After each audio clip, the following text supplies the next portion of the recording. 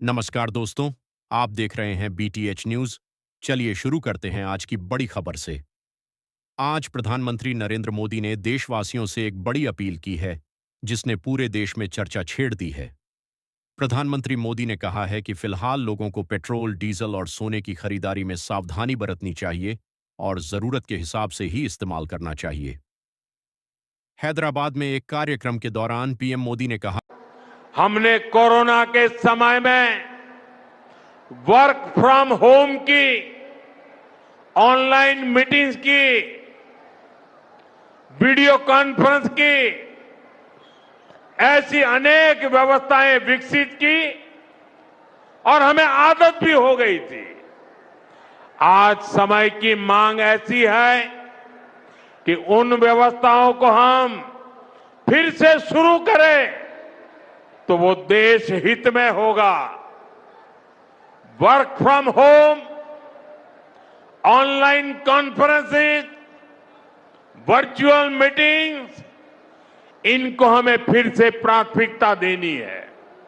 साथियों, आज जो संकट है उसमें हमें विदेशी मुद्रा बचाने पर भी बहुत जोर देना होगा, क्योंकि दुनिया में पेट्रोल डीजल इतना ज्यादा महंगा हो गया है, पहले से कई गुना ज्यादा कीमतें बढ़ गई है। तो हम सबका दायित्व है कि पेट्रोल डीजल की खरीद पर जो विदेशी मुद्रा खर्च होती है, पेट्रोल डीजल बचाकर हमें वो मुद्रा भी बचानी है।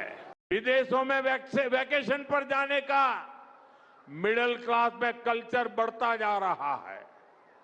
हमें तय करना होगा कि जब ये संकट का काल है और हमारी देशभक्ति हमें ललकार रही है, तो कम से कम एक साल के लिए हमें विदेशों में जाने की बातों को टालना चाहिए।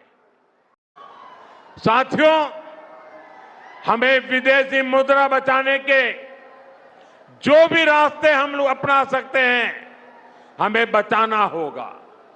साथियों, गोल्ड यानी सोने की खरीद एक और पहलू है जिसमें विदेशी मुद्रा बहुत अधिक खर्च होती है।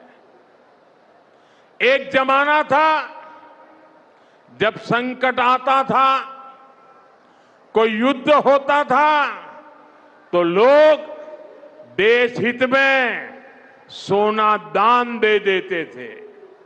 आज दान की जरूरत नहीं है, लेकिन देश हित में हमको ये तय करना पड़ेगा कि साल भर तक घर में कोई भी फंक्शन हो, कोई भी कार्यक्रम हो, हम सोने के गहने नहीं खरीदेंगे।